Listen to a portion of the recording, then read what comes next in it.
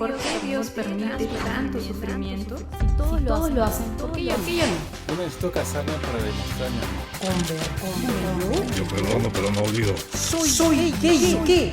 Los tiempos han cambiado. Es una mentira piadosa. Es una mentira piadosa. Madre, ¿verdad? ¿Qué pecado puedo tener? Yo me confieso con Dios. Yo no le hago mal a nadie.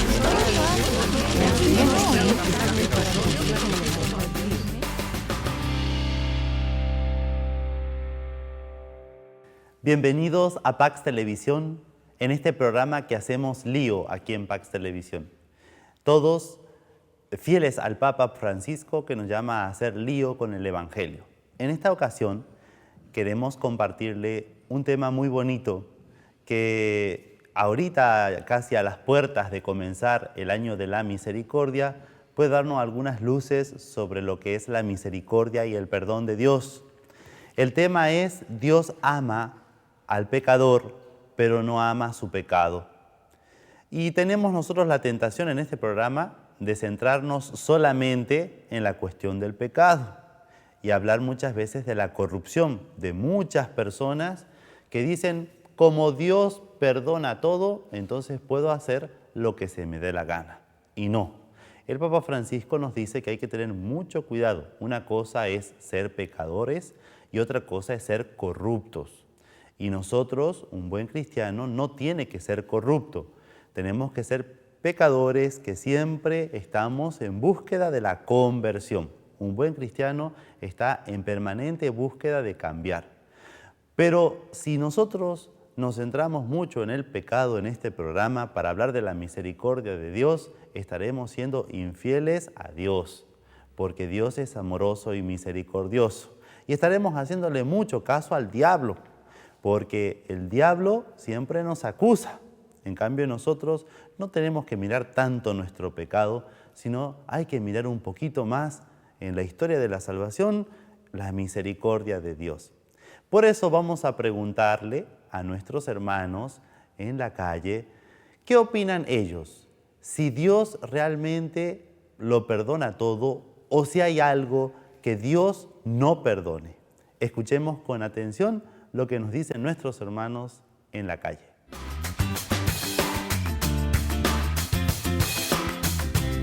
Yo creo que cuando la persona está realmente arrepentida, yo creo que sí. Bueno, no sé, es que a mi perspectiva creo que no. A menos que se reivindique, ¿no? O bueno, que se corrija. Bueno, Dios perdona todo. Si te arrepientes, sí. Claro, sí, Dios perdona todo. Sí, yo creo que sí. Dios perdona todo si realmente lo haces de corazón. Yo creo que sí, ¿no? En su inmenso amor Él puede perdonar, pero creo que también la persona que ha cometido el pecado tiene que darse cuenta de su error y hacer todo para reconciliarse con Dios, ¿no? Son sus ovejas perdidas, ¿no? Dios perdona todo. Dios lo perdona todo. Lo que tiene que haber es acto de contrición. Sí, en la medida que uno se perdona a sí mismo también. Creo que sí, ¿no? Porque supuestamente Dios perdona todo. Dios es un ser muy misericordioso. Él perdona todo a todas las personas. Nosotros, los humanos, debemos de ya no volver a cometer ese pecado tan grave, ¿no?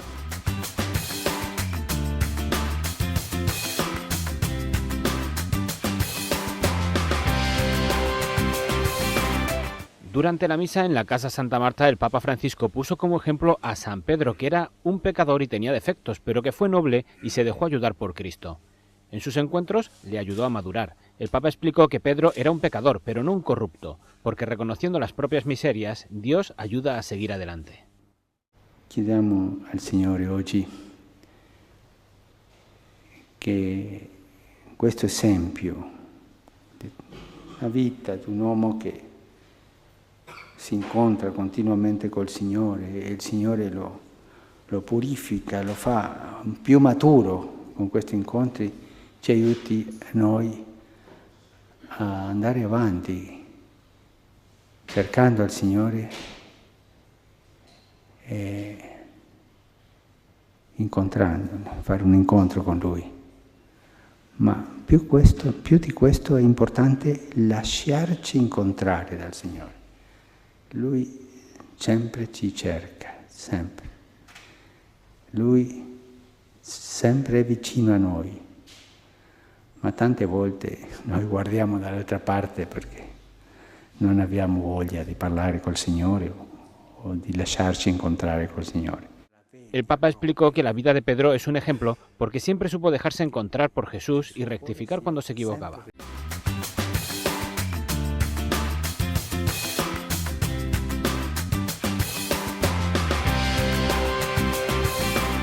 Seguimos aquí en Pax Televisión con este gran lío y hoy con un programa súper especial. Yo diría que uno de los más especiales en el que vamos a tener como centro la misericordia de Dios, el perdón de Dios. Y para eso vamos a tomar 3 parábolas que son una de las grandes riquezas para poder reconocer el rostro de Dios, el rostro misericordioso de Dios. Primero deberíamos nosotros poder clarificar qué significa misericordia. Misericordia viene de 2 términos latinos. Uno que significa de miseria, es decir, digamos así, defecto, algo malo, algo feo. Y luego corazón, del término cordis del latín. Es decir, cuando alguien es misericordioso, tiene un corazón para poder recibir, acoger y abrazar todas las miserias. El único misericordioso es Dios. Y Jesús es muy fuerte cuando dice, sean misericordiosos como el Padre del cielo es misericordioso. Y para eso vamos a tomar el texto del Evangelio según San Lucas, el capítulo 15, que nos presenta 3 grandes parábolas que nos hablan de la misericordia de Dios, donde nosotros vamos a ver cómo el mayor énfasis que pone Jesús está no en fijarse en el pecado de las personas, sino en la misericordia de Dios, en cómo cada uno de nosotros, por más de que a los ojos del mundo no valemos nada, a los ojos de Dios somos muy importantes y valemos mucho. El primer texto es el de la oveja perdida. Pero antes de comenzar, veamos la introducción. Dice así el capítulo 15. Todos los publicanos y los pecadores se acercaban a Jesús para oírle. Los fariseos y los escribas murmuraban diciendo, este recibe a los pecadores. Una de las grandes cosas que cuestionaban a Jesús era por recibir a personas de malas costumbres. No tan solo por una cuestión de pureza, diciendo de que si Jesús estaba con ellos, entonces él también se iba a contaminar, sino también por una cuestión de cómo éste se atreve a recibir personas de malas costumbres. Hasta incluso en un momento llegaron a cuestionarle a Jesús por perdonar a estas personas. Entonces Jesús tiene que mostrar a esas personas que lo cuestionan, tiene que mostrar verdaderamente quién es ese Dios al cual ellos creen que siguen. ¿Quién es ese Dios? ¿Cómo es el rostro de ese Dios? ¿Cómo Dios ve al pecador? Entonces, de ahí vienen las parábolas. La primera, la oveja perdida. Y comienza Jesús con una pregunta hermosa. ¿Quién de ustedes, si tiene 100 ovejas y se le pierde una, no deja las 99 en el campo y va a buscar la que se perdió hasta que la encuentra? Realmente con esto estamos seguros de que Jesús tiene grandes problemas para entender la economía, porque yo creo que un pastor difícilmente va a dejar 99 ovejas por una oveja, pero realmente la misericordia de Dios es tan grande que deja 99 en el campo y se va a buscar la que se le ha perdido. Y una vez que la encuentra, ¿qué hacemos nosotros cuando encontramos una persona que se equivocó, que se perdió? A veces, literalmente a veces, la agarramos a patadas. Pero no, dice que este pastor una vez que la encuentra, se la pone al hombro y al llegar a la casa convoca a los amigos y les dice, alégrense conmigo porque he encontrado a la oveja que se me había perdido. Y él está con sus amigos y está con la oveja perdida. La pregunta sería, ¿y dónde han quedado las otras 99? No sabemos. Lo cierto es que Jesús está con esa, con la que se ha perdido. porque dice, les digo, de igual modo habrá más alegría en el cielo por un solo pecador que se convierte que por 99 justos que no necesitan convertirse. Segunda parábola, que es una parábola también hermosa. La dracma perdida. ¿O qué mujer si tiene 10 dracmas y se le pierde una, no enciende una lámpara y barre la casa y busca cuidadosamente hasta que la encuentra? No nos damos cuenta, por no conocer un poquito el contexto de Jesús, qué exagerada que es esta mujer. ¿Por qué? Porque es como si fuera que a ti se te pierda más o menos un sol en tu casa. Realmente si te pierde un sol, tú te vas a poner a barrer tu casa, a mover los muebles, a hacer todo un despapalle en tu casa para encontrar esa moneda. Yo creo que sería muy extraño que lo hicieras. Sin embargo, Jesús quiere enfatizar qué importante que somos cada uno de nosotros, a pesar de que a los ojos del mundo no valgamos mucho. Y muy interesante, dice, una vez que la encuentra, convoca a las amigas y vecinas y dice, alégrense conmigo porque he hallado la dracma que había perdido. Pero vamos a ir a un texto que es hermoso y que es precioso, el de los 2 hijos, ¿no? La famosa parábola que se le suele llamar del hijo pródigo. Pero podríamos nosotros llamarla en este programa la parábola del Padre misericordioso, porque el centro realmente de la vida de todo cristiano es la misericordia, la capacidad que tiene Dios para perdonarnos. Dice el texto, ¿no? Todos lo conocemos, pero es bueno repasarlo, que dice que un padre tenía 2 hijos, el menor vino y le dijo a su padre, dame la parte de la herencia que me corresponde. En algunos otros programas hemos compartido esta cuestión y esta idea, pero es importante repetirla. Cuando viene un hijo y le pide a su padre la parte de la herencia que le corresponde, ¿qué está haciendo ese hijo? Está matando a su padre. Le está diciendo a su padre, papá, yo prefiero tu dinero y tus bienes antes que a ti. Es más, la herencia solamente uno la da cuando uno ha muerto. ¿Qué está haciendo este hijo menor con su padre? Lo está matando, lo está asesinando, está diciendo, no quiero o no me interesa que tú existas. Lo que me interesa es lo que tú tienes. ¿Qué hace este padre? Yo estoy seguro que si tu hijo te viene mañana y te pide que tú le des la parte de la herencia que le corresponde, obviamente que tú lo sacas, ¿no? Y le dices, ve a trabajar, no seas flojo. Pero este padre no, le dio la parte de la herencia que le correspondía. ¿Por qué? Porque a este padre no le interesa sus bienes, le interesa su hijo. Y nosotros sabemos que este padre ya sabía muy bien qué iba a hacer ese hijo con esos bienes. Lo sabía muy bien, sin embargo se los da para que nos demos cuenta cuánto nosotros valemos a los ojos de Dios, cuánto Él está dispuesto a sacrificar para que nosotros a veces hasta descubramos, nos demos contra la pared, contra las equivocaciones, a veces caer al fondo de nuestras miserias con nuestros pecados. Como este hijo, dice que se fue, malgastó todo su dinero y terminó, dice, dándole de comer a unos cerdos. En esa época los cerdos eran considerados los animales más impuros. Y no tan solo dice de que él le daba de comer a los cerdos, sino dice el texto que a él le hubiera gustado comer de lo que comían los cerdos.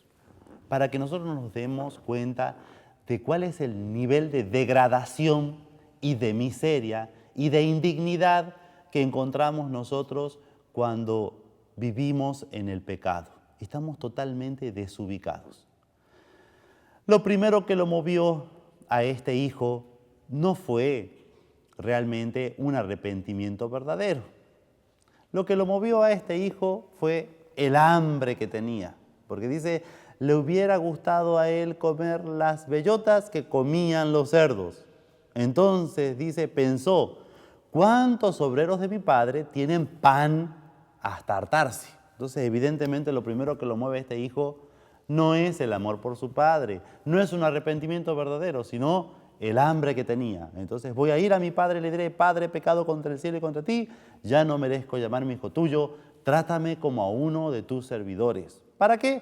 Para que coma como los sirvientes que tienen de sobra, que tienen el pan hasta hartarse. Estaba repitiendo su discurso constantemente y con el temor y con el miedo de que el padre le fuera a dar una buena paliza y no vaya a aceptar lo que él estaba proponiendo, que dice que cuando iba caminando, dirigiéndose a la casa, dice que su padre de lejos lo vio, lo divisó. Podríamos pensar que este padre ya tenía su ancianidad y que ya tenía problemas de vista. También podríamos suponer que este padre no necesariamente tendría que haber estado esperando a su hijo, pero dice que a lo lejos él lo vio. Quiere decir que él lo estaba esperando a su hijo. Así como Dios nos espera a nosotros. Dios está esperando. No interesa la cantidad de pecados ni la gravedad de los pecados que tú hayas cometido en tu vida. No hay ningún pecado, por más grande que sea, que nos pueda alejar de la misericordia de Dios y del deseo de Dios de tenernos en su regazo. Entonces, dice que este padre salió corriendo, agarró a su hijo del cuello, lo abrazó y lo besó. Y pidió, no que lo trataran como siervo, como él decía, Padre, he pecado contra el cielo y contra ti, ya no merezco llamarme hijo tuyo, trátame como uno de tus servidores. Ese padre le calla la boca y le dice, por favor, quiero que traigan el anillo para su dedo, su vestidura, porque este hijo mío estaba perdido y ha sido encontrado, estaba muerto y ha vuelto a la vida. Qué grande que es la misericordia de Dios. Y lo que realmente convierte el corazón de las personas y cambia el corazón de las personas, no es la fuerza con la cual nosotros podamos corregir a los demás, sino lo que cambia verdaderamente a las personas es un amor grandísimo, capaz de acoger a las personas por más de que ellos tengan pecados muy graves. Ojalá que esta misericordia de Dios que hoy hemos repasado por este capítulo 15 de San Lucas nos mueva hoy el corazón a cada uno de nosotros, cada uno desde su pecado, cada uno desde sus errores, para ir corriendo al abrazo de Dios. No esperar que Dios venga corriendo hacia nosotros y dejar y ganarle a Dios, ir corriendo a sus brazos, porque estamos seguros que solamente en sus brazos encontraremos el descanso que realmente necesitamos, la paz que muchas veces nuestro corazón nos pide y nosotros no se la queremos dar. Vamos a seguir en unos minutos con algunas recomendaciones y alguna reflexión para poder cerrar con este hermoso centro que hemos tenido el día de hoy, que es la misericordia de Dios. Seguimos en unos minutos.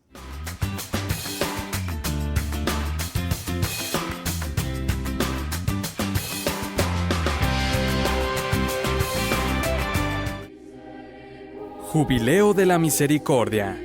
Misericordiosos como el Padre. Descripción del logo. El logo y el lema ofrece juntos una nueva síntesis del año jubilar. Con el lema Misericordiosos como el Padre, se propone vivir la misericordia siguiendo el ejemplo del Padre, que pide no juzgar y no condenar, sino perdonar y amar sin medida. El logo, obra del jesuita Marco Rubnik, se presenta como un pequeño compendio teológico de la misericordia. Muestra, en efecto, al hijo que carga sobre sus hombros al hombre extraviado, recuperando así una imagen muy apreciada en la Iglesia antigua, porque indicaba el amor de Cristo que lleva a término el misterio de su encarnación con la redención. El dibujo se ha realizado de manera que se destaque el buen pastor que toca en profundidad la carne del hombre, y lo hace con un amor capaz de cambiarle la vida. Además, es inevitable notar un detalle particular. El buen pastor, con extrema misericordia, carga sobre sí la humanidad, pero sus ojos se confunden con los del hombre. Cristo ve con el ojo de Adán, y éste lo hace con el ojo de Cristo. Así, cada hombre descubre en Cristo un nuevo Adán, la propia humanidad y el futuro que lo espera, contemplando en su mirada el amor del Padre. La escena se coloca dentro de la mandorla, que es también una figura importante en la iconografía antigua y medieval, por cuanto evoca la copresencia de las dos naturalezas, divina y humana en Cristo. Los 3 óvalos concéntricos de color progresivamente más claro hacia el externo sugieren el movimiento de Cristo que saca al hombre fuera de la noche del pecado y de la muerte. Por otra parte, la profundidad del color más oscuro sugiere también el carácter inescrutable del amor del Padre, que todo lo perdona.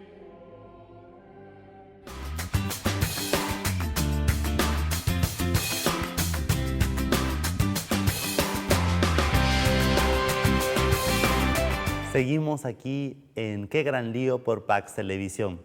Y hoy con el tema Dios ama al pecador, pero no ama su pecado. Pero después de haber escuchado qué grande que es la misericordia de Dios, creo que es justo que cambiemos un poco el título del programa. Ahorita el programa vamos a cambiar el título. Vamos a decir, Dios no ama nuestros pecados, pero cuánto ama al pecador. Por eso es importante que nosotros podamos reflexionar sobre la gran misericordia de Dios. Y esto tiene consecuencias muy importantes para nuestra vida cristiana y para cómo también nosotros enfrentamos a los pecadores. Recuerden que el texto de Lucas capítulo 15 abre con la actitud de los fariseos. Y de ahí viene la terminación de la parábola del hijo pródigo, del Padre misericordioso, la actitud del hijo mayor. Y muchas veces nosotros, que empezamos a hacer un camino de fe o que nos vamos comprometiendo con la fe y vamos trabajando nuestros pecados y estamos en ese camino de conversión, en vez de nosotros asumir la actitud del Padre misericordioso, que sabemos acompañar, que sabemos acoger la miseria de los demás, que aprendemos a escuchar a los demás y le vamos dando ese abrazo tierno que necesita la persona para ir encontrando el camino de conversión, nos ponemos en la posición del acusador de nuestros hermanos, como dice el Apocalipsis, en la posición del diablo, en la posición del hijo mayor. Entonces nos dejamos ganar muchas veces por el juicio y empezamos a juzgar y empezamos a condenar a nuestros hermanos. Y empezamos a decir, esa persona porque hace tal otra, esa persona porque hace lo otro. Y luego nos volvemos como este hijo mayor, en vez de ser como el padre, amoroso, feliz, alegre, porque va consiguiendo que sus hijos se vayan acercando a su seno, nos volvemos personas amargadas. Y eso es lo que pasa muchas veces.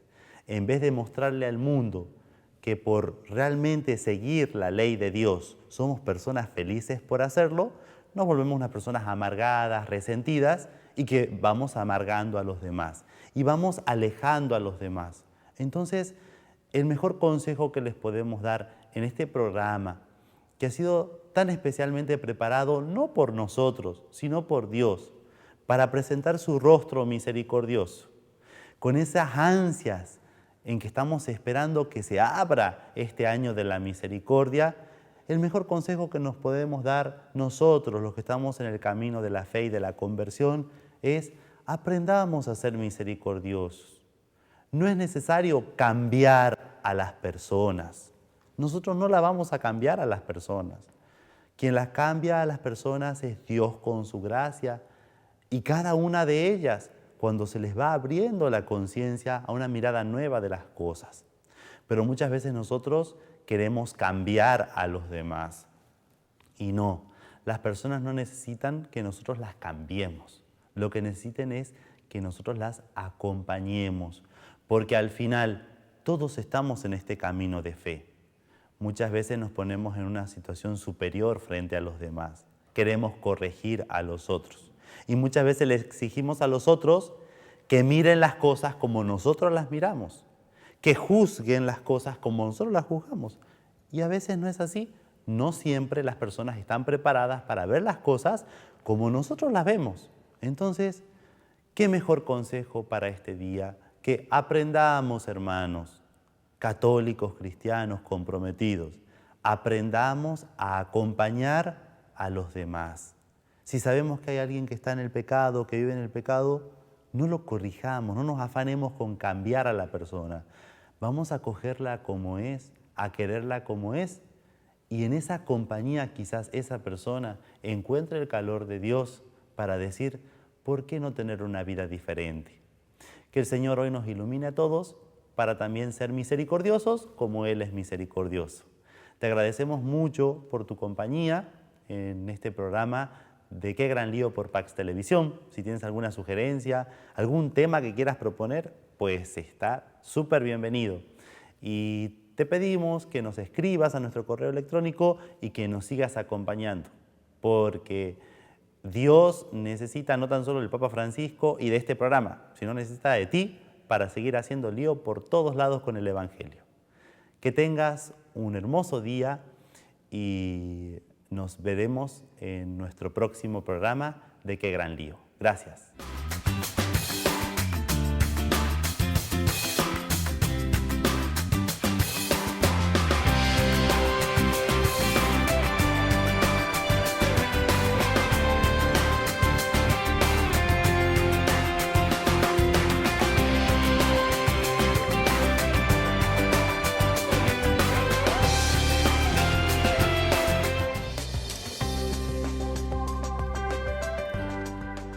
¿Por qué Dios permite tanto sufrimiento? Si todos lo hacen, ¿por qué yo no? Yo necesito casarme para demostrar mi amor. Yo perdono, pero no olvido. Soy ¿qué? Los tiempos han cambiado, Es una mentira piadosa, es una mentira piadosa. Madre, ¿verdad? ¿Qué pecado puedo tener? Yo me confieso con Dios. Yo no le hago mal a nadie.